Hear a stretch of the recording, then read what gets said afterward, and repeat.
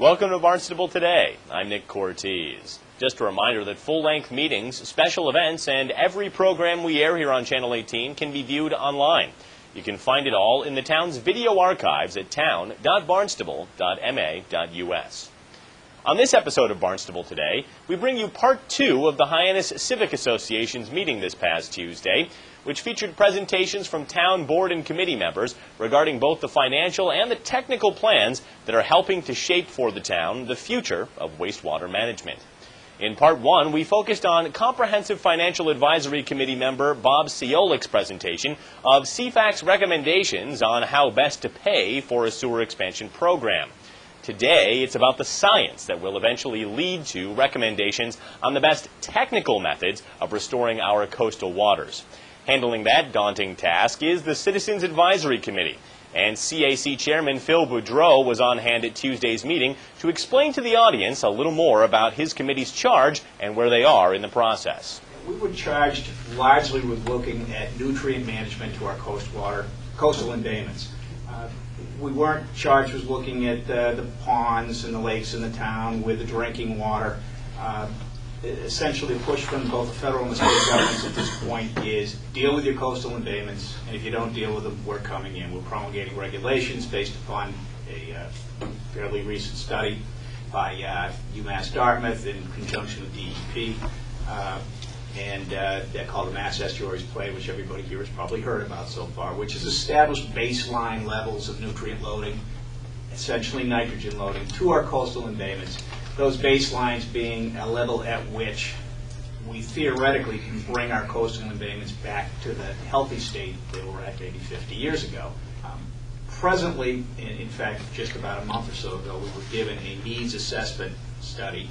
And essentially, that's a little bit more detailed analysis of each watershed to our coastal embayments to tell us where the loading is in those coastal embayments, now the nitrogen loading from the septic systems, and a screening analysis of the various methods that we will be using in the future to treat that effluent going into the coastal embayments. And our job will be to screen all the various solutions from centralized treatment, like we know we have in Hyannis, a sewage treatment plant, to decentralized, which would be small pocket plants, maybe dealing with a subdivision or two, to single service, on-site treatment septic systems, which some people have in this town, to nothing. And there'll be no treatment in probably half the town, my guess is that we just won't see it. We're not going to see much treatment probably in West Barnstable, not much treatment in Comaquid. But some areas, there's little doubt in our minds, 100% of the effluent is going to have to be, the nitrogen is going to have to be removed from those areas. The studies are pretty clear there. And even where they conflict in the details, some of those generalities are uniform across the board. In those areas, and some of them are as far out as in Cotuit, we will most likely be taking that effluent in the flow of a centralized sewage plant and treating it somewhere. And whether it's treated in a separate plant out in the mills or Cotuit, or whether it's all brought back in a Hyannis and treated there, which is maybe just as likely at this point, because we do have the ability, we have the facility here, by increasing the physical plant, to treat everything. We could treat the entire town in Hyannis if we wanted to. So we're going to be analyzing all of that and looking at the various costs, comparing it, trying to do it the cheapest way possible. After Boudreau's opening remarks, one audience member wondered why the town is even bothering to develop a sewer program before a court mandate forces the town to do so. Her argument being that such a strategy would put the town in line for federal subsidies. But as you'll hear from Ciolik, that scenario is extremely unlikely. The best thing in the world for us would be to be mandated by the state or the federal government, because then we would be eligible to apply for funds through the Unfunded Mandate Act of 1995, which states any community that is forced to do something from the government or the state is eligible for funds through the federal government. There is a myth going around town that if you throw yourself on the mercy of the court and are on the wrong side of a consent decree, i.e. you're ordered to do something, that automatically makes you eligible for federal dollars. That is not true. And how do you know that? Because I've read the law. I've read the Mandate Act. Anybody can read it I will online. quote you verbatim the operative section. It says that Congress shall consider funding the mandate. Okay. In virtually every case, they considered it for a nanosecond and decided not to fund it. If that was true, the Boston area, which was under a court mandate, would not have paid 85% of the cost of that project out of their pocket. They would have said, hey, we're under a court mandate. Give us the federal dollars. Did they apply for it? It is, we had more people than you could shake a stick at applying for grant money. It is simply not true. It only requires Congress to consider funding. And Congress, last time I looked, appears to have other priorities than funding wastewater.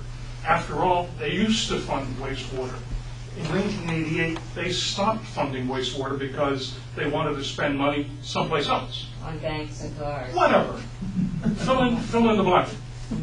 So it is a mistake to mislead people into thinking that that is some, path to a pot of gold at the end.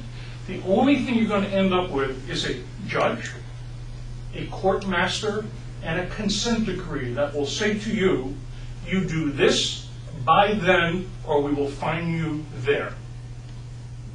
They might also say, by the way, there's going to be a moratorium on any building certificate in your town until you do that.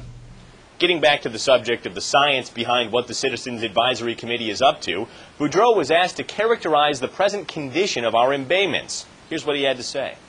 I can't give you the exact numbers off the top of my head, but I can tell you they're already far above the acceptable standards. If you go to the sentinel points where we have to meet a certain total maximum daily loads, we haven't met them. We're not correct. We're well above it, and we continue to grow by just the existing level of development. If we did no more sewering, the maximum loads, in fact, the loading would continue to rise, and the abatements would continue to deteriorate.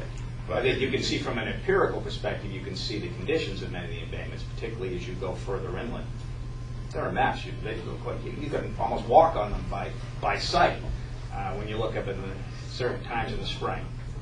I think it bears reporting that when you get down to the excess amount of nitrogen, let's say, over the minimum standard allowed, and break down the sources of that excess, you get down to the conclusion that about 85% of it results from sewers. Title V systems do not eliminate necessary amount of nitrogen. There's zero contribution from Title V systems to nitrogen reduction.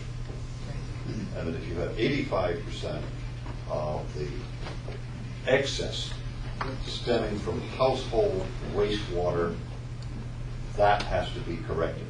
You're absolutely correct. Now, the 85%, just to be technically correct here, is of the controllable sources. It's probably, I don't know, what is it, 70-some-odd% total?